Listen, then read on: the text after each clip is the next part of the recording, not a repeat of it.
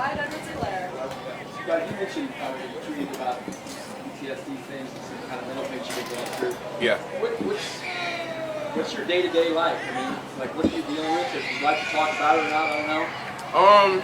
As far as day-to-day since, December 22nd, 2018, that's my best friend and I got into, I had a self-defense situation, and I would say that's probably where majority of, things stem from, but I wouldn't necessarily say, everything stemmed from that. I mean, I have best friends that, passed away from young ages from, gun violence and just not being in the right places at the right time, and just knowing that I have, people that was, close to me or around me who's not in the situation or could be in the same spots that I am. But just like when I go back home, I'm visiting, some of my friends who are, at grave sites and doing those things. So it's different when you feel like your whole life is, football player or everything is geared towards this, but it's so much more to, just putting the pads on. And like I say, it's like you asked day to day. It's not just that. It's school, just got married. It's so many things that comes with a person. But I feel like that's kind of one of my main things. You start like trying to care for yourself mentally after that incident. Did you just push it away for a while? I would say with that happening at such a young age, my first couple of years, you just try to block everything out and like, at some point I'm gonna get over it, and it just you start to realize that just doesn't happen.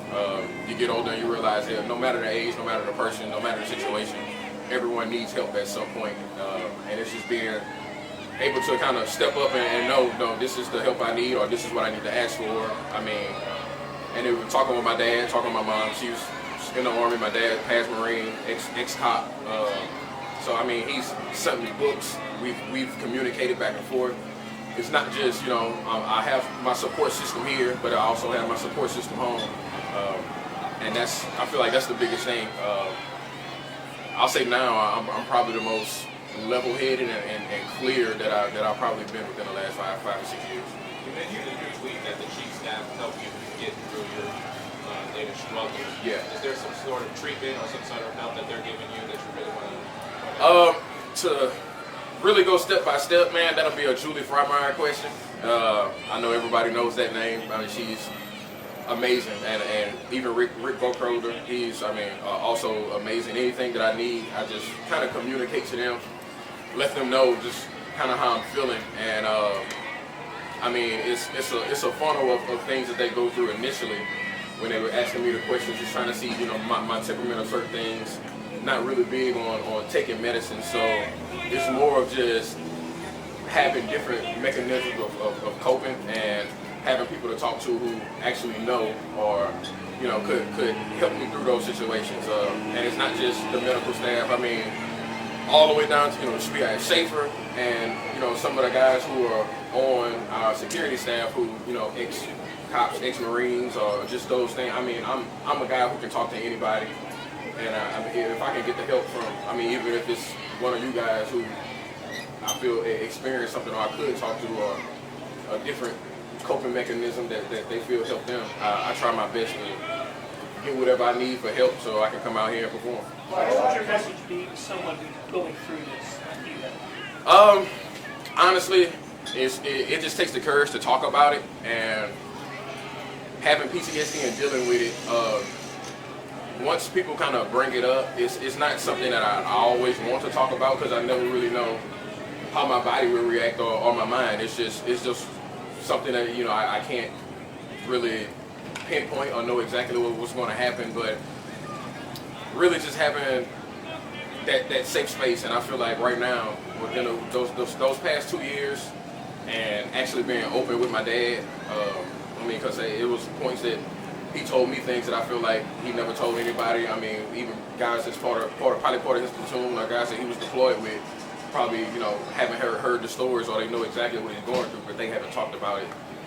To kind of let that release go. So I feel like talking is a big thing, but it's just getting over that hump personally, being able to know that honestly, just everybody goes through things. good, bad, just being able to cope with it and know everybody's human and everybody, you know, is some point it's a stepping stone. I just 25 years old, just trying to live the rest of my life healthy.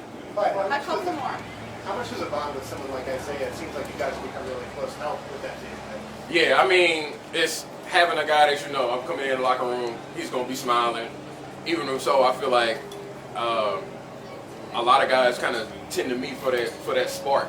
And as guys say I'm goofy, I feel like I'm kind of aware of my surroundings most of the time. But it's just being able to kind of spread that energy. And it's like, if I'm that Debbie Downer or that guy that's not going to bring the energy, like, what else are you going to bring? So I feel like I kind of rubbed off on Isaiah early on, just because, I mean, it's a learning path, learning curve. I mean, I've had ups and downs through my past 5 years here. It's just being able to smile and get through it, and that's those things. He's dealt with injuries. He's dealt with, you know, those ups and downs, and I mean, 2 Super Bowls, 2 years. He's on his high horse, and it's just being able to come in on those bad days, on those good days, and still be able to smile, and I feel like that's the best part. Clyde, with PTSD, what are you on the worst days? What are you dealing with? What's that like for you? Honestly, man, I really, I have PTSD and sickly vomiting syndrome. So it's something that's kind of neurologically that they just kind of help me with and walk through it. And I mean, sometimes I'm admitted into the hospital, something like can't stop throwing up, and it's just, I can't, like, nothing pretty much to stop it. And the only person who kind of put me in the right direction was Julie Frymeyer early on, to give me some of the meds at the time when I am probably going through an episode to get me over that hump.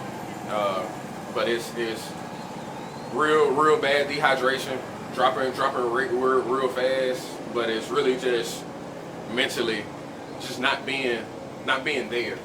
And it's one of those things where, you know, early on, like, guys who kind of pay attention, Trav, Kadarius at times, they can even, like, they'll know, like, ahead of time, like, okay, Clyde he's not laughing, he's not giggling, he's not himself. Like, we just got to make sure we checking on him as the person, not to just be out here, the energy giver, the laugher, the guy that kind of keeps the locker room going.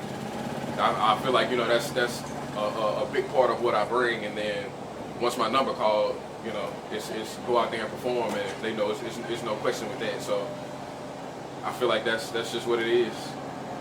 Is there a message that you'd like to get out to maybe other people that are dealing with PTSD?